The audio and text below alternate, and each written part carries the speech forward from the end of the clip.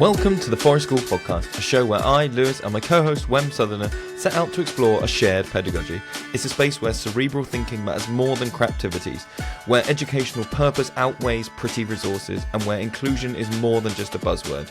Join us as we overthink the trivial, deep dive into whatever sparks our dopamine, and reflect on what it means to truly hold space for others, holistically and without judgment. Thanks for being here. We hope you enjoyed this episode.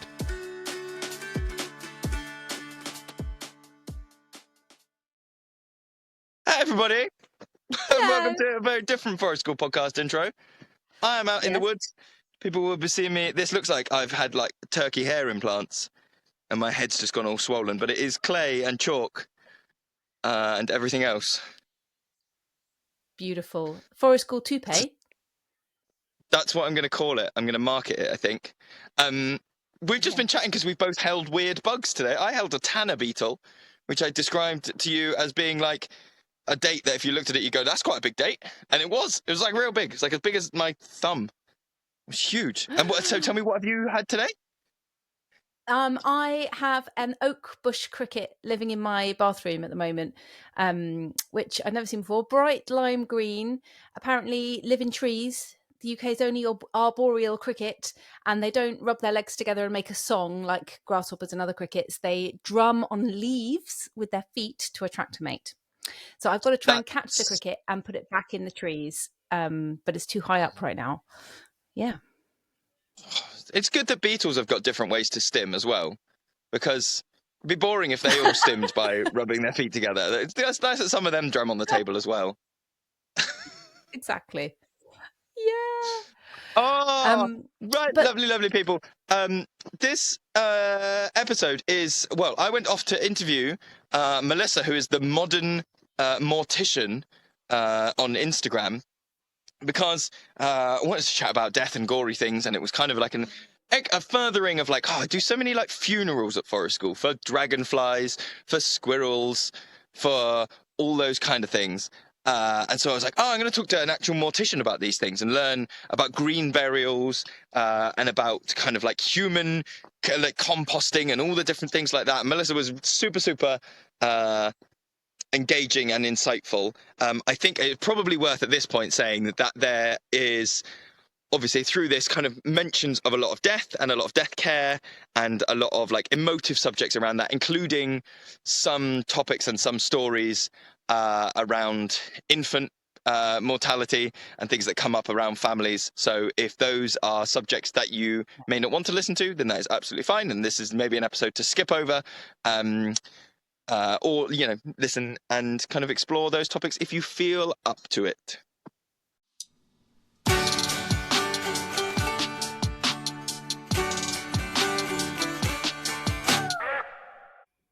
Okay, here we go. So we're here with Melissa, who is the modern mortician, which is such a catchy name. And your stuff came up for me on Instagram first of all, and it was any video that starts, "I'm not actually burying a body in my back garden, though I could." What a hook! What a social media like nugget you've got there. Could you, for people that haven't come across, people whose feed aren't full of like wrapping up stuffed toys in cloths, can you tell people about yourself, your work? How did you arrive here? Oh gosh. How do you? Let's start with what do you do now? What's the point that you're at here? The point I'm at right now is that I'm an educator and advocate about end-of-life choices and options that are available. So I'm also a death doula, end-of-life doula. So I'm beginning the journey of walking people through the end of life. Completely transitioned out of the funeral home in order to help people before they get to that point. I see. And so funeral homes were where you started this work, or something you... Yeah. So funeral homes, initially, this is how I got into it. One summer after my senior year of high school, there was a lady on the local news, and she was saying, "We're hiring for the summer." She worked at a funeral home. She was the owner of a funeral home. And again, right before my senior year of high school, I'm sitting at the kitchen table. My mom's in the kitchen, and she goes, "Oh, you should work for the funeral home this summer." And I was like, "I will." Because this was back in the 90s. So full the Wednesday 90s Addams. was Wednesday Addams Gothic kind of look, but Yeah, very gentle. And I did get the job because the lady knew my grandfather. So that was my introduction into death care that summer. And it initially started as you could take somebody that was sick, broken, frail, and make them look lifelike again, like they could walk out of the room. But the longer I was in the career, the more I was seeing things, and my autistic brain was putting pieces together. And I was like, this isn't always helpful for people grieving, because if they look like they can get up and walk out of the room, that's not really letting go, especially if they look better than they did 5 minutes ago, or 5 days ago when you saw them dying. So over the course of this, and then learning about green burial online, I just began to question the status quo and made a Instagram profile, called it the Modern Mortician, and away we went.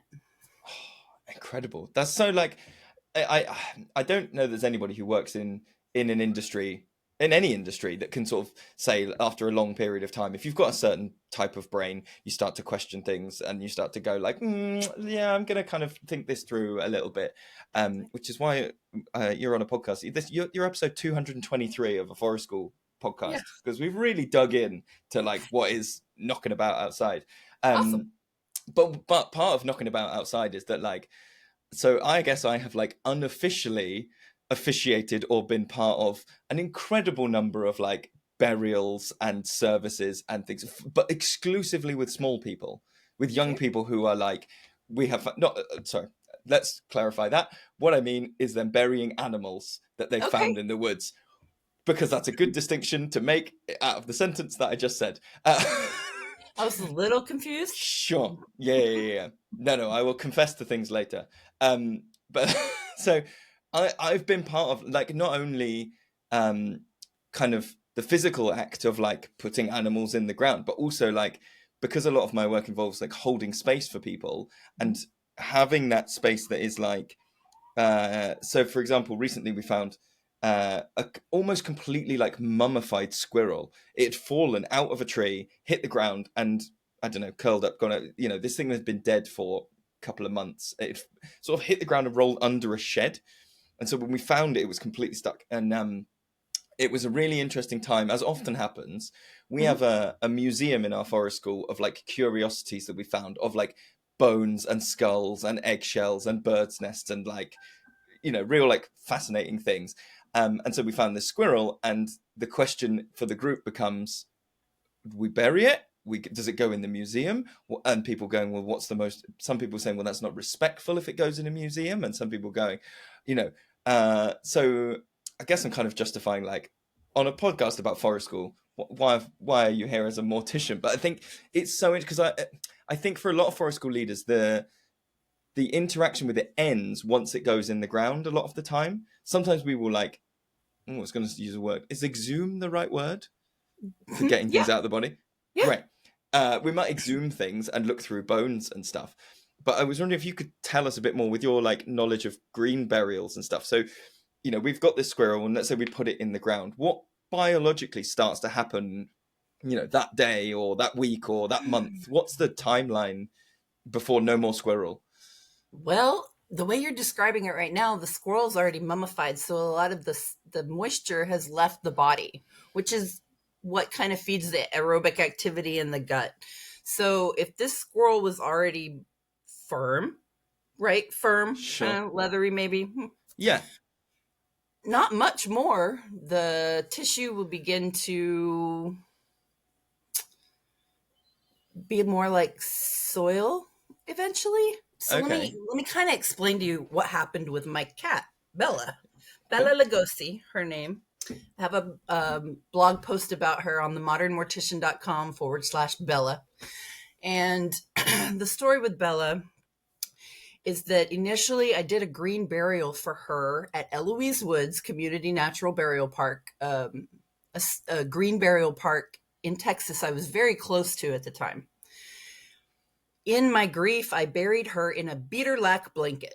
A beaterlack blanket is a brand from the 70s or 80s.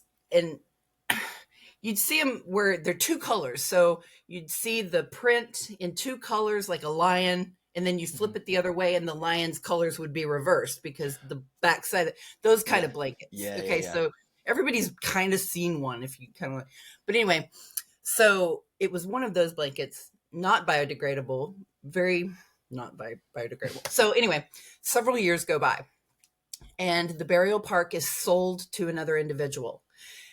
And in my grief, I'm like, I don't want her buried there anymore. I'm leaving the state. I want to take her with me.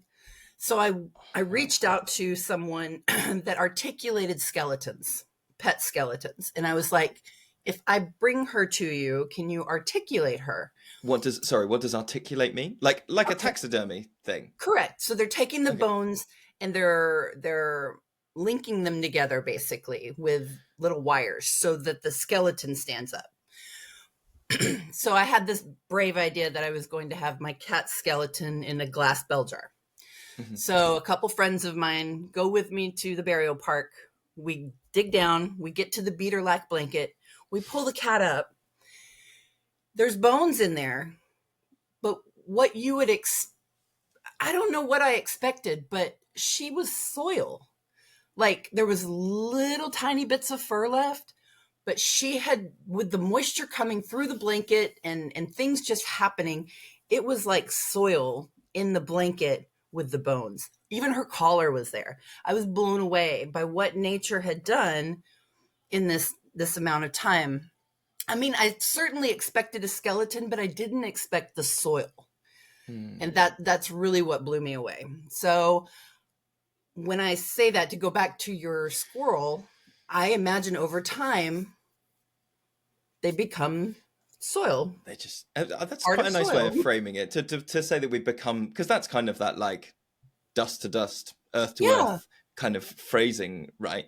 How do you feel, because in some of your work, do you find a lot of people's, like you're describing there with your cat, and that your views on what you wanted to happen like changed over time, or I guess the situation there changed?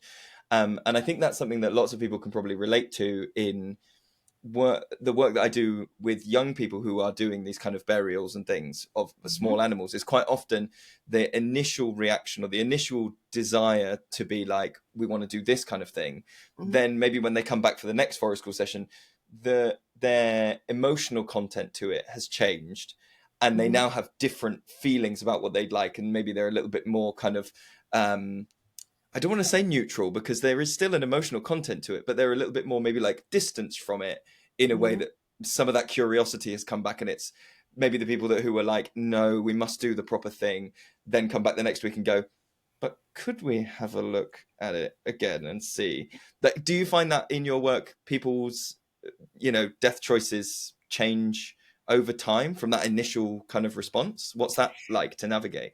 Yes. And the stories with that go from, awe-inspiring to heartbreaking. Like, so one of the more recent ones that I can think of is when I was working in Seattle at a big funeral home. We had a gentleman whose family moved from California to Seattle, and they wanted mom dug up in California and brought to a Seattle cemetery. So the legalities with that is that you have to have a receiving funeral home and the sending funeral home. So California Funeral Home, us, receiving the body and then placing for burial. If you can imagine what 15 years in the ground would do to a casket. Like a wooden casket, you mean? Or like a... Yeah, it was wooden. Now, in the United States, many, many, many, many cemeteries require a vault. Or a liner in the ground. And this is an upsell, I think, but it's to stabilize the ground. So when you're driving big machinery over it to dig other graves, you're not collapsing the graves as you go. So these vaults, they look like little shoe boxes basically, and the casket goes inside of it in the ground, right? Right. And then the ground cover goes over that. I have a photograph of this casket. It's very weathered, broken down. They were adamant that she stayed in that casket. And when we put it into another vault, we were able to keep it in there. But the breakdown is just, I don't know where I was going with this. Oh yeah, people moving their bodies, changing their mind. Sure. The breakdown of the materials, like we went back and looked in the casket catalog as to what the casket originally looked like. The varnish, of course, was gone, despite it being in a vault. The varnish was gone. It was broken down. I mean, it looked like it had been buried in dirt for some time.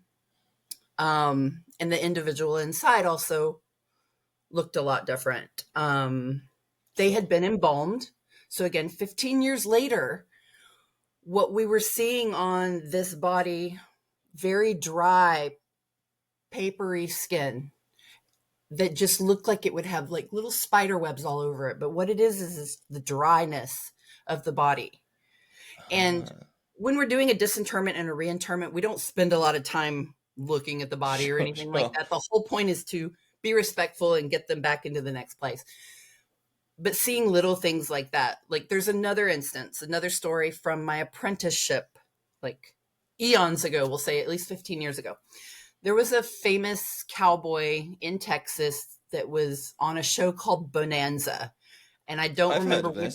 Okay. So one of the main characters later died and was buried in a little town like in Floydada, Texas, or some little town like that. Mm-hmm. And fans of the show kept going to the grave and making a scene. And the widow was like, I'm done with this. And she talked to the funeral home in the middle of the night. Well, not in the middle of the night. She talked to the funeral home, and in the middle of the night, they arranged a disinterment of his body and had him cremated so she could take him other places. So yes, people change their mind all the time. I see it happen more with parents who have lost children. Sure. Especially if they become mobile and move out of that area. They want the baby disinterred and cremated. These are things that can happen, but they take planning and an individual that's not going to shame the family for the choices that they are wanting to make that make them feel better.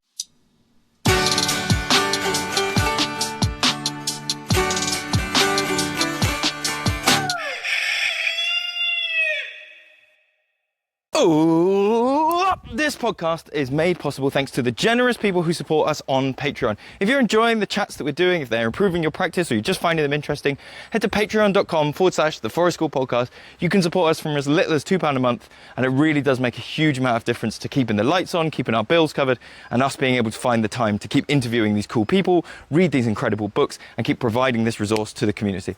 Thanks so much. Bye.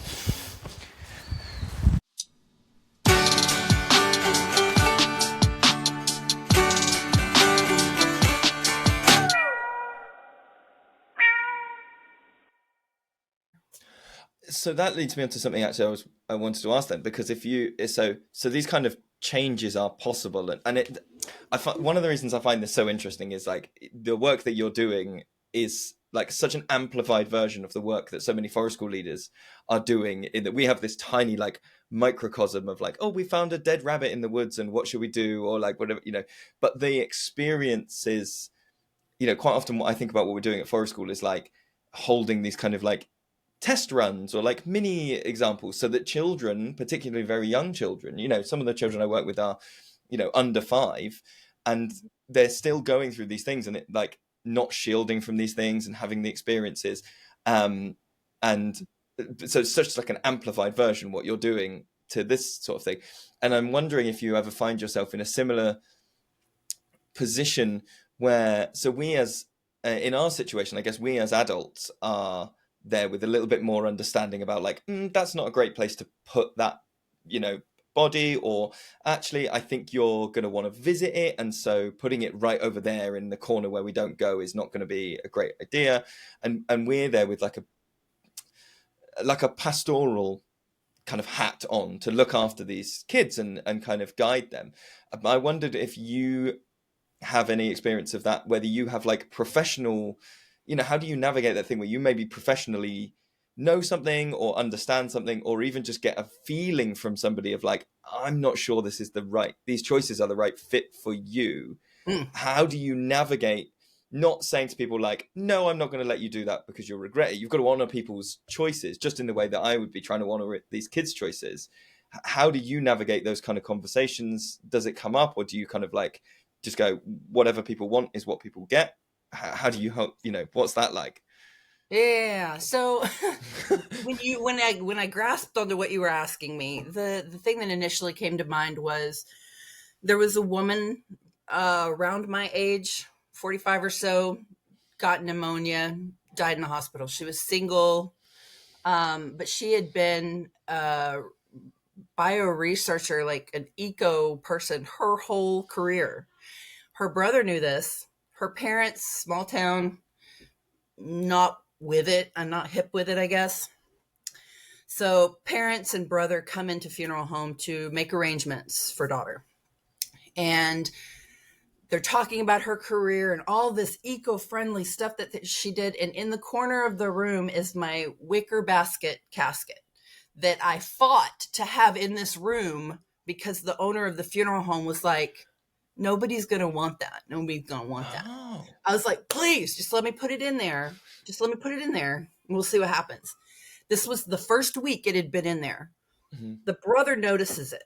Mom's looking at a casket catalog or whatever.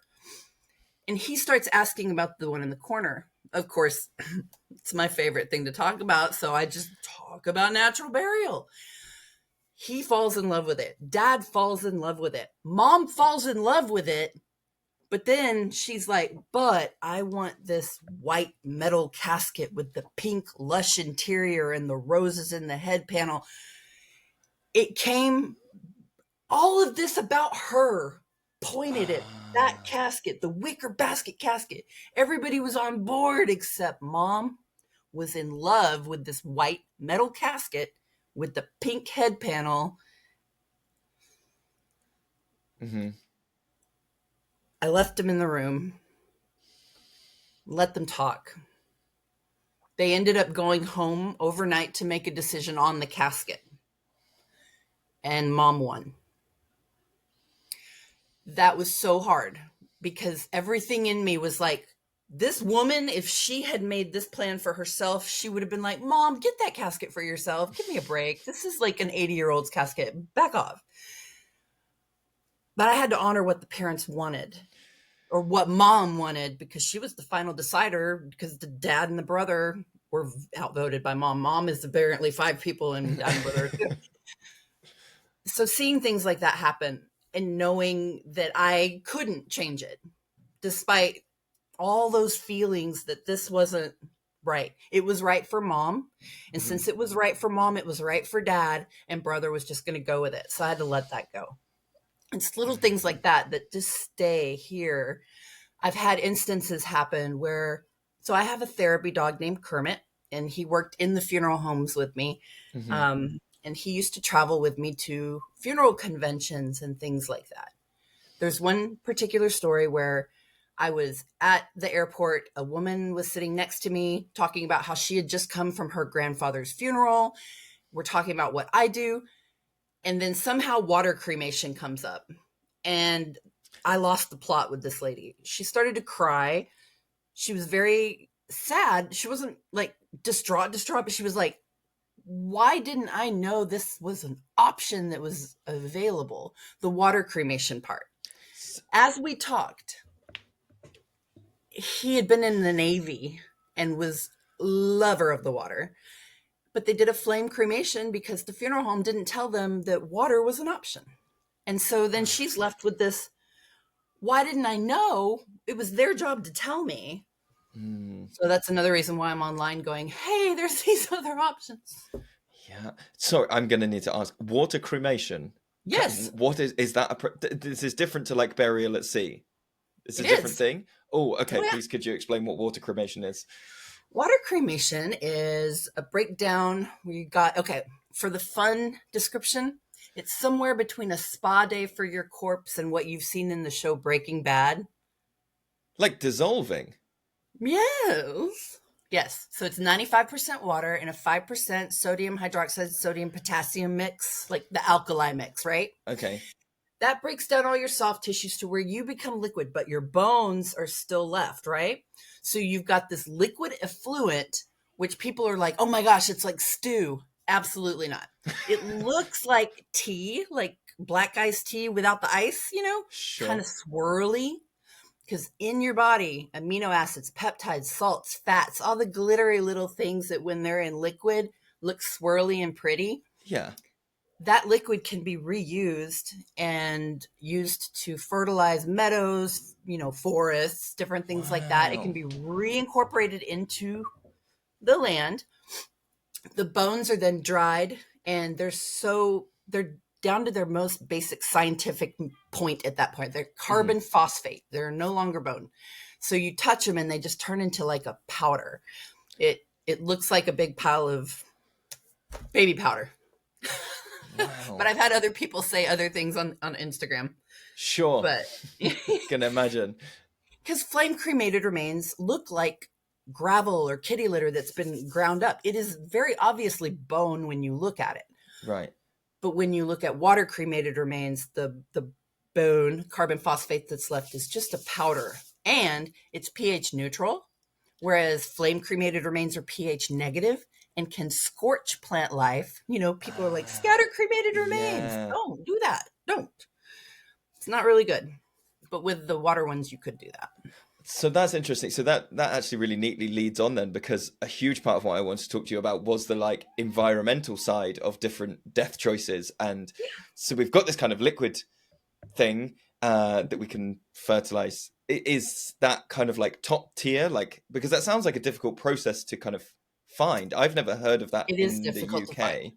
Is that that's the best one if you can go for it? What if the woods was making a choice and the woods, the environment was like, hey, I'd like you in this form. What's the kind of rundown of this is the top, and maybe that's a weird question. Conservation burial. Hands down, conservation burial would be number one, where you're just wrapped in a sheet, buried 3 feet down to protect the land you're in and left alone. That's top tier. That's what the environment. And so, well, I have two questions. One, could you explain, because I've seen lots of your videos, so I know all about the 3 foot, why it's 3 foot, not 6 foot. But could you explain that for other people? And then could you explain why that's better for the woods? Okay. So people think burials are typically 6 feet under. Well, that started in the Victorian era when you had the Black Plague and they were trying to bury people really low so the ookie gookies wouldn't come up and get everybody sick, right? The depth of where all the aerobic action and the microbes and all the magic happens is about 3.5 feet. When you go lower than that, not a lot's going on. So you're not really going to break down and return to earth so much. I don't know what a natural burial 6 feet down would do. I would almost imagine that it would be like your squirrel, where the skin would be dried up but shrunk to the bones. I don't think it would break down. There's a documentary coming out that should show all of this pretty soon. So is this Faces of Death? No. Oh, I've touched a nerve. It's hilarious that you bring that up. I'm familiar with that series. Nat Geo did a mini documentary called Faces of Death, and when they released it, I was in it. It was about green burial. And when they released it, everybody was like, that Faces of Death? And I was like, no, I don't know why they called it that. Anyway, you can barely find it online anymore. But where was I going with that? I don't know. We were talking about the green burial and the microbes and the 3 foot being ideal. Yes. So that's where all the good microbial action is. So you're really going to get down to bone. And when you do a burial, that's really what's left is bone. That's the ultimate. Okay. So this is going to segue into something else. So if they dig up old graves that are done in the moderate depth, sometimes you'll have teeth left because that's the strongest bone in the body, right? Sometimes you'll have some bones left and you're like, well, where did the other ones go? They really broke down because of the microbial action that's going on in that layer of the soil. So over time, you may be left with nothing, or you may have teeth, or you may have some bones. It just depends on the moisture that's going on in the ground, above the ground, the heat, everything determines what the ultimate breakdown is. So in different parts of the country, different landscapes, different elevations, Sure. different breakdowns. And is that something that you, in your work, need to, like, do people in your line of work have like a specialism? Like, I'm here for kind of like mountain burials, and I know all about this climate, or do you know about all the climates wherever, you know, you could advise people on all of them?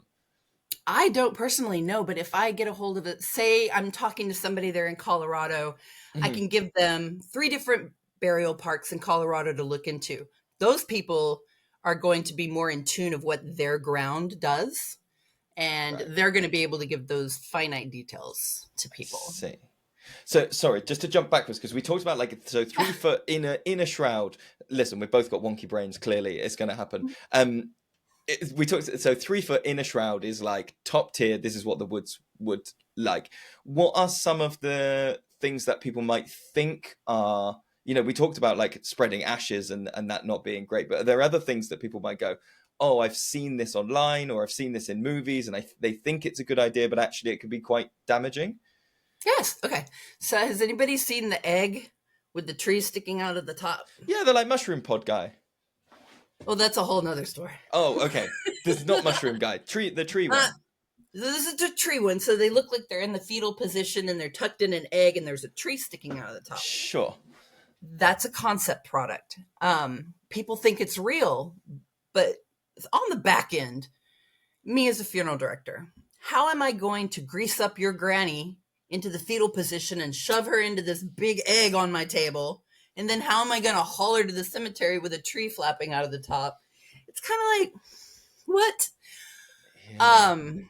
Concept ideas, things that get people talking, like the mushroom burial shroud, for example. That one was a really big one. A lot of people don't know, but I like to let them know. I was a part of the scientific burial that went down with that in Eloise Woods with a researcher from the University of Texas in Austin and the creator of the shroud, J. Rim Lee. I found the family. I donated my time, a lot of time. We did this burial in the shroud, ran PVC pipe down in the corner of the grave so that the researcher could get soil samples to see if mushrooms really grew, right? Sure. And also get camera pictures of the breakdown. Nothing happened. Now, you're introducing a non-native mycelium to an area it's not used to. Didn't take into consideration the climate of Texas. But the point is, it didn't work. The burial shroud didn't do what it promised. Burial shroud fell off. People still talk about burial shroud. Oh. Now, there are 2 companies that make mushroom coffins. One in England, maybe? I don't know where Loop Biotech is from. The other one is Setas Mushroom, and they are in Pennsylvania in the United States. They're growing these mycelium coffins and then layering moss in them to bury people. I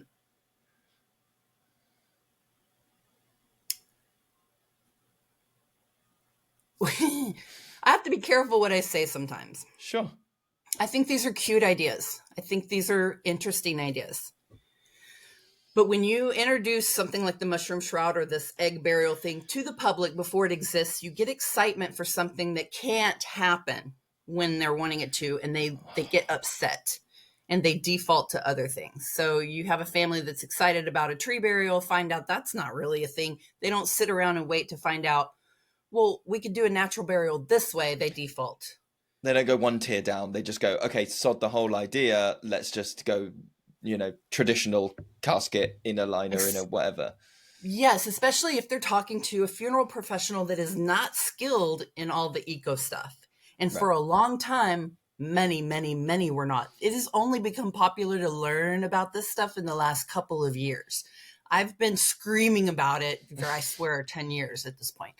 So it's not new to me, but it's new to some of them. And if they don't know how to explain to families, this is an alternative to what you want, but it's the same concept, just a different mode of transportation from point A to point B.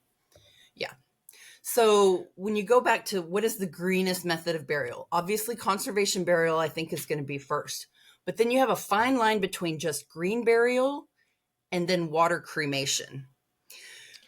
Because water cremation is not readily available, because it has to be legalized in each one of the states one at a time. It's stupid. So where it may not be legal in one state, but it is in another, and the people are like, I really want this option. Oh, but we don't live in this state. Well, you could fly the body there. It's a carbon neutral trip because the plane is already going to this location. And that's what I did in Texas. I started a water cremation based funeral home, offering greener cremation, but we were flying the bodies to St. Louis, Missouri, which was a couple hour flight away. Now, we were still utilizing flame cremation locally, but a more eco way by doing it paperless, having an eco-friendly car, et cetera, and so forth. So the split for families that actually wanted the body sent out of the state for this eco-friendly procedure versus the ones that kept them there was probably a 10 to 90. 10% were doing water cremation. But the option was there. And that's kind of like I don't know. We've segued a couple of times. Where are we at? Sure. Well, we're chatting about different things. So one of the things that's just... So we're talking about the shrouds not necessarily working, and then maybe being a product that's not quite ready for the market or not quite ready for widespread kind of adoption and like, hey, this is definitely an option on the table everywhere.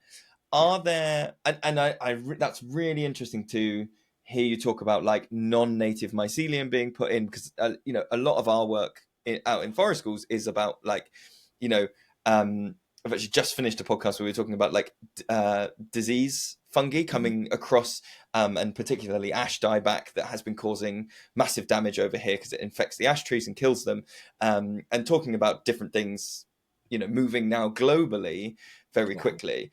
Would there be benefits potentially so in a forest school, we've got something, let's say we found like a deer and we would like to give it a green burial.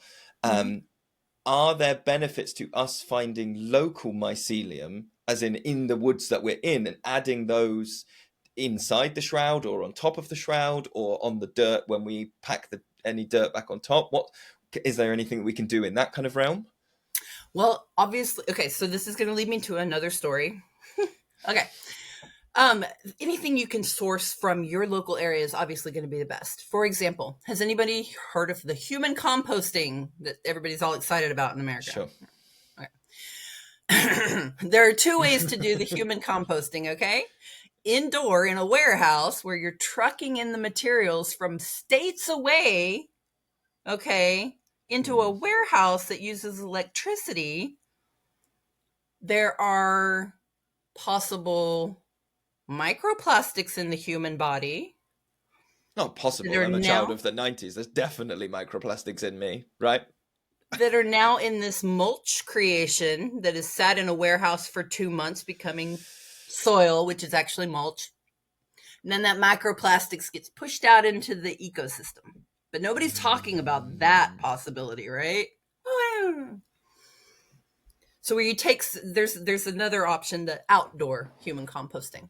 So if you're curious, Herland Forest is the only place in the United States that does this, to my knowledge. And the man that runs that conservation burial park, he offers green burial, but he does the human composting in these big vessels that rotate. And you put the mulch in, you put the body in, they rotate and do things, but it takes about 6 to 9 months as opposed to the factory fast forward that the warehouses do that take 2 months. But he's sourcing everything from the land, so it goes back on the land it came from. So I think that's something that people really need to consider when they get excited about these new advancements, especially when they're being approved this quickly. We don't have margins for error yet. Right. And we're already putting this soil into habitats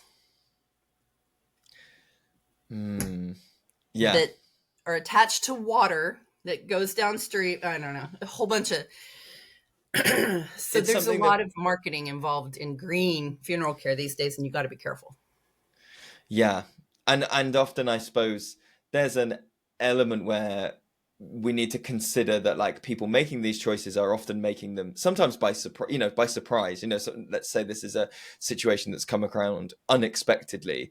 You could be making these kind of decisions in a different emotional state, and so anything that's kind of given to you as like this is any of those kind of buzzwords like green or natural or wholesome, those are going to weigh more heavily if you are already under quite a big emotional load, right? And there must be a marketing element that is kind of difficult to navigate, maybe. Yes, they have bastardized the marketing of green burial, the human composting people, and they're calling it green burial. So then you got them going viral on TikTok saying this is green burial, and people are like, I want a green burial, I want a green burial, but they think it's in a warehouse in a box. That's not a green burial. Sure, it's beautiful because you've laid out all these little pretty flowers on top of the mulch, but we do that in the ground too. You can lay in a bed of roses and be buried. And nobody's going to come and mulch you up a month from now and grind your bones up and then go dump you somewhere else. You're just laid to rest. Make it simple, stupid. That's how I feel about composting. So can I ask you a question then? This is slightly more kind of like cultural then, I suppose, rather than, because we've talked a little bit about like the scientific process and the things that are happening. In that example that you just were exampling, you were saying people saying, I want a green burial. How do you feel? Because I have no living grandparents, so those are the funerals I've been to. I'm lucky enough that I have been to very few as an adult. But it's something that I see lots of people navigating, maybe more so here in the, I don't know if it's necessarily a UK thing, but trying to work out, are funerals for the people that are, there you go. Melissa's eyebrows went up, so I know I've got a good question now. Are funerals for the person going into the ground or into the composting, chest freezer, or are they for the people that are staying behind? What's your personal view on that? The marketing for it has been that it's for the people that are left behind. I think it is beneficial to have a service for people left behind. However, in my observation over the years, seeing people do home funerals or just different things, going a little out of the norm, the more hands-on you have with that deceased body, the easier your healing process is over time. And I see it over and over and over again. People that are hands-on, that are involved in the care of their deceased loved ones, their healing, they're in a whole different phase when you see them a month later. And I'm not going based on just a couple of families that I've worked with. This is over almost a 20-year career in death care. Like, I'm old. I'm 47. Just like, I'm coming to grips with that these days.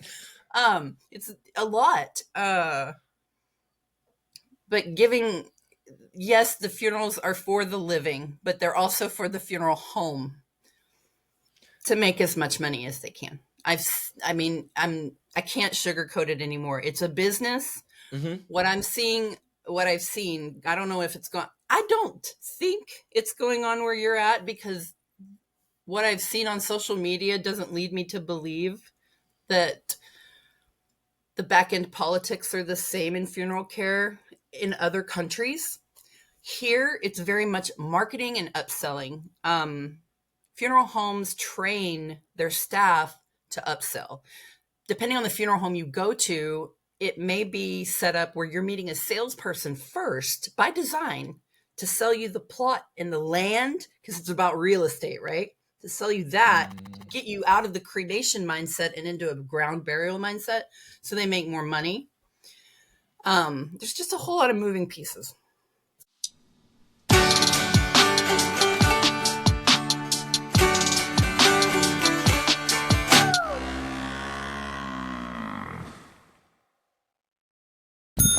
Are you thinking of working outdoors in a way that's actually authentic and meaningful? Our Forest School Leader course isn't just a conveyor belt of trainees getting trained and sent off into the world with no support. It's something that changes how you see people, community, and nature. Across 10 practical in-person days, you'll pick up everything you need to hold space for people and to facilitate authentically deep and meaningful Forest School experiences. We cover so much stuff on this course, like child development, practical skills, and how to offer a calm, non-judgmental approach that people in nature really need. It's a course that can meet you wherever you are in your learning journey. Whether you're already working outside, working in education, or you're somebody who just wants to change. We tailor all of our teaching and learning experiences so that they meet the diverse range of needs of students that are coming to us on any given course. We hope that people finish the course not just qualified, but also feeling secure that they have had the time and space to develop their own personal pedagogy, their own approach to Forest School that they can then take with them out into the world. If that sounds like something you'd like to be a part of, then why not come and grab your spot on one of the most inclusive, authentic and meaningful Forest School courses around. Search for Children of the Forest Forest School Training online or check out the links in this video's descriptions.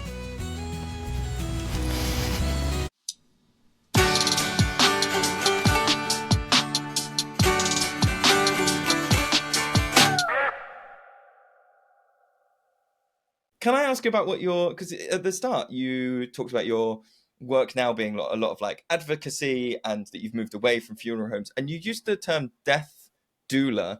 I've only, and I think I would probably be in the majority of people, I've only heard doula in the context of birthing. So what, can you talk a little bit about that term and what that role involves? So a death doula is a non-medical person at the end of life. They can be there. Somebody may not be sick, but they want to go over their funeral plans. Maybe they've moved, they want to review their stuff, but they don't want to talk to a salesperson at the funeral home. Talk to a death doula. You want to get your advance directives in order. You know, if something were to happen to you and you can't speak for yourself and you don't have time to sit down with your medical professional and do that, it's like an 8-hour process. Death doula. Okay. Advance directives are serious. I haven't even done mine. Like, that's a big deal that they're just like, have you done your funeral planning? And I'm like, no. Everybody knows what I want, but it's not in writing and it's not in paper. And that makes me, a bad example, but we'll get there. A realistic example. Because I think that's got to be the case for a lot of people, right? There's no point being honestly, absolutely like, oh, holier than thou, I've got all this stuff kind of, nailed down. You want to be, it's important, I think, to be relatable. Again, I've got these things where I'm like, oh, I have this tiny example that I do in the woods, and then I want to ask you about your like big version of it. So one of the tiny versions that often comes up in the woods is we're talking to young people for whom their experience of it's stuck in my head now because I very recently watched your video about the shroud for pets and you wrapping up the cuddly toy, which is, please go, everybody listening, go and check out Melissa's video about this shroud, which is like, just looks great. And you're talking in there about involving other pets and children in the process, and you even had some examples of like letting your pet smell some of the items before they go in the shroud and how important that could be. And I wondered, one of the things that often comes up for me is when I'm working with young people and we're burying like a rabbit or a bird or whatever else we found, is that I have an urge to like share my own stories that relate to me personally, like, oh, well, with my granddad, or like, oh, well, when I saw that person, because I'm aware that for them, they've not had many experiences of these kind of transitional things, these like rites and rituals. And it strikes me as something that's very, I think culturally, okay, I'm going to go off on a tangent. I promise I'll come back around to a question in a minute. Bear with me. So I've often thought that like one of the things that we do in our forest school is like mixed age group sessions, and that we have very young children, like could be 4 or 5, and they go up to teenagers, and they're all mixed in together. And one of the things I love about that is I think if more systems were set up like that, I think you would absolutely kneecap the baby book industry. because I think that the baby book industry exists because people are like isolated in like single age groups their whole life through being like, you only hang out with 5-year-olds, then you only hang out with 6-year-olds, all this stuff. Whereas like in communities where there's more intergenerational stuff, you're seeing this stuff happen all the time. So here's how this relates back to it. I think that children are often kept out, like with the best will in the world. People often want to like, that's quite a hard subject. We don't want them to go into that, or like, or feelings of like not wanting children to see their own caregivers, maybe their parents or their grandparents, in moments of grief, and being like, that will be upsetting to see your security person not doing great. Do you have like, you must have experiences, I'm sure, of like children being involved or not being involved. You talked before about the more hands-on people can be, the much more that changes the process. Do you think that also carries over for young people, that they should be involved if they can? Yeah, immensely. I think, you know, obviously we take clues from the older humans around us as to how to behave in death. And I've seen it before where the adults in the room are acting worse than the children. Children are pretty resilient, naturally curious, obviously. And my experience has been, if you are truthful and tactful and forthcoming and not freaked out, they'll take the same steps. They'll not be afraid either.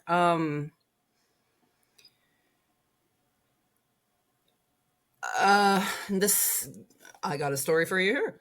A lady got a hold of me through my Instagram posts back in 2018, maybe. And her husband was dying. She had an 11-year-old at home and a 16-year-old at home. And he was on hospice, so he's dying in the home. And we had a discussion, and they wanted to keep his body there for a day after he died, which is legal in Texas. You got to just, core body temperature has to be maintained. You know, you got 24 hours in some states 72, some states 30, all different. Anyway, okay. They wanted to keep him at home. They wanted me to bring a cardboard casket for everybody to paint in the living room. So when he died, came over, sponge bathed his body. The kids participated. And at first, you've got the 16-year-old in the corner of the room. Everybody's doing, the 11-year-old's involved, and then the 16-year-old's creeping up, puts dad's socks on, and all of a sudden is participating. Where they take something where they're not sure and they're uncomfortable, and you just make it normal. You know, it just kind of happens. And I don't know how best to get this across to your audience, except give kids a chance to integrate and experience death, even if it is somebody they're very close to, because the regret that they may have later when they realized what they missed out on could be a big deal. Could again affect their relationship with death for the rest of their life. What if they're going to treat your body differently now and want to be hands off because they saw what happened to grandma, or they didn't see what happened to grandma? Sure. And they're like, now you've made this a custom of make it go away. And do you think that feeds the cycle with the funeral homes of people don't know what to do, and so they're more reliant on external, you know, companies and things, and then that's going to take even more experiences away? And is that like a cycle of people becoming less and less connected? It is. Yep. So in the times that I've seen children involved, I think it makes the adults far more comfortable in the room too. Once the kids, you get other, you know, okay, so as you have a home funeral, the body is in one room, activities are going on in the other, people are cooking in the kitchen. It's like a normal family party, except that you can walk into this one room and pay your respects to the body. I don't know. It's just, it's an experience that I hope everybody has the opportunity to have once in their life, to make that decision for the rest of their family members. But again, advocating and educating that people even know that that's a choice is the first step. So just like, no, sorry. Oh, I was going to say, like, doing removals for a third party funeral home, like a company that just does the transportation, going to a home one day and the gentleman has died and they're like, we've got somebody coming from 2 hours away, but the funeral home's going to charge us to see him over there. Can you wait? Call me in 6 hours, man. Take your time. You know, this isn't an emergency. It's like they say in death doula school. Put the kettle on. Somebody died. Put the kettle on. Just chill. There's no more emergency. They're dead. They're dead. Right. So breathe for a minute. Just breathe. And that kind of goes back into what a death doula does. They kind of keep people even keeled, tell them about their options. They do vigil sitting. So like say the family can't be there 24/7, but they don't want their loved one that's dying to be alone. They come in for that. They can arrange hospice singing. They can, all kinds of stuff. Death doulas are there to keep the mindset on what could and should happen. So the family isn't having regrets later. Wow. I'm very conscious of how much of your time I'm taking up because you've got a whole day. You've got a whole day ahead of you. But I really do. You and I have sent a few messages back and forth over Instagram, like in the lead up to this, and I'd be remiss if I didn't talk about the fact that I showed one of your. I can't remember. I think it was a video that you had shared on your story of a funeral director talking about one of the uses of gaffer tape for parts of a female anatomy that may not want to be friends when the person lays down. Yes. And the parts of their anatomy may like move apart from each other. And that this kind of, I think it was a funeral director or somebody in that thing was saying, he wasn't this callous, but he kind of was like, we tape them up because that looks right. And I think he used the term natural. And I showed it to my partner and she said, if that is how I am for the rest of time, I will haunt you. Oh God, yeah. It is so funny being one of the first. I mean, I swear to God, I was like one of the first 5 influencers on Instagram talking about death. So where was I going with that? We were talking about like people doing things and being like, well, that's natural. This looks, natural. And it's like, but actually, if you think about it, you're like, no, that's not what a person looks like when they lay down. Or, I've heard some, and also because so much of it is like shrouded in kind of like, oh, well, they do this all behind closed doors. I've heard stuff about spikes and screws going in certain places to hold things in place and all this stuff that's like you said right at the start, like it can be more distressing sometimes that someone has all of these kind of, they might look very, in air quotes, natural, but they're having so much stuff done to make them look natural. Yeah. So the lady I live with, her clock does this boat horn every hour on the hour. I had to wait for that to stop. It's a different boat sound every hour. It's one of those clocks, like the birds. Anyway, the content that I'm seeing on Instagram and TikTok from funeral service professionals in the last 2 years blows my mind because I was slaughtered over that kind of content back when I was one of the original people doing it. So even talking about where the breasts are during embalming. So that gentleman was talking about he uses duct tape to tape the breasts in place because when you're laying down, obviously, if you have large breasts, they're going to go to the side. So you want them up because nobody wants boobs in their armpits when they're laying down. Again, you want them up is such an interesting phrase about somebody wants them up. Somebody wants them up. So duct tape, another thing that I've seen a funeral director do before is they sutured the nipples together with ligature, string. Yeah. There's some sickos in this industry too. Just like the ones that have the plastic corkscrew that you were talking about. That's an AV plug, anal vaginal plug. It is used to block those passageways if there's a big leakage. However, I think it's a very medieval tool. And most people these days, most professionals these days will say you can plug the orifices with cotton or put a plastic diaper on them or something like that where you're not being so disgustingly invasive that you're taking a plastic corkscrew and shoving it into somebody's holy parts, you know? Hmm. So the content I see on TikTok now that's even talking about any of that, there's one where the guy talked about using super glue. Aaron Alpha was the brand name, to close the eyelids. I was contacted by a sales rep of the company from Dodge when I posted about gluing eyelids shut with Aaron Alpha back in 2017. So now it's totally okay to be talking about all this stuff, but I was dragged through the mud. Like, Wow. I would show up on lists of the top 10 funeral professionals to watch, and somehow behind the scenes, somebody would get a hold of those people and be like, you better take her off that list or I'm not doing business with you. All kinds of crazy stuff went on. So to see these kind of content that's being put out online now is kind of like to me, because I'm like, I already did that and I was crucified for it.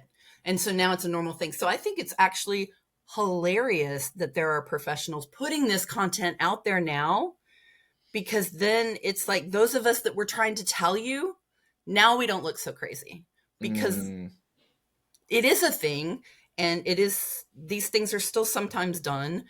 Yeah. Yeah. Some The of that more stuff is you so know. hard. Oh, so much.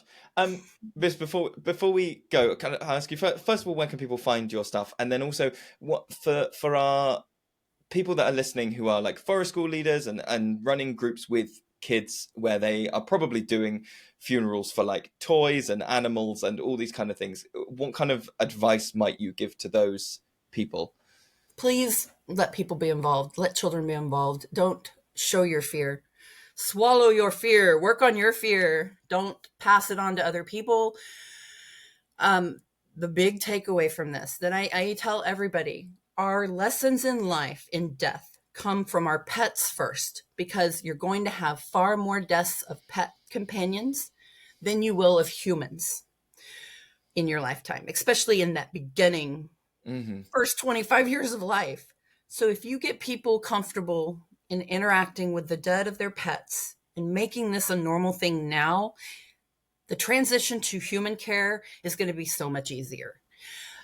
The industry has made us believe that bodies are dangerous when they're dead. They're not. I mean, unless you're dealing with Ebola or something incredibly insane like that, which is like 0.2% maybe or less, the body is not a dangerous thing. It's not going to explode. You're not going to shoot poop all over the wall. They're not going to leak and melt all over your floor. Funeral directors have made it sound like if you don't embalm, you're going to start to decompose right now. Well, guess what? There's a thing called refrigeration, and any decent funeral home has a refrigerator in their facility for those bodies that don't want to go through that invasive process. But I digress. The biggest takeaway is let people be involved and make it normal. Make it normal. Thank you so much. So people can find you on Instagram, Modern Mortician. Where else can people find your stuff? themodernmortician.com. I've got some articles up on Substack and Medium, trying to work out, writing more. But yeah, Instagram and TikTok, The Modern Mortician. And go check it out. I promise love it's interacting and talking about this stuff. So if you want me on your podcast about schools, holler. Yeah. Incredible. Thank you so much, mate. Yeah, thank you.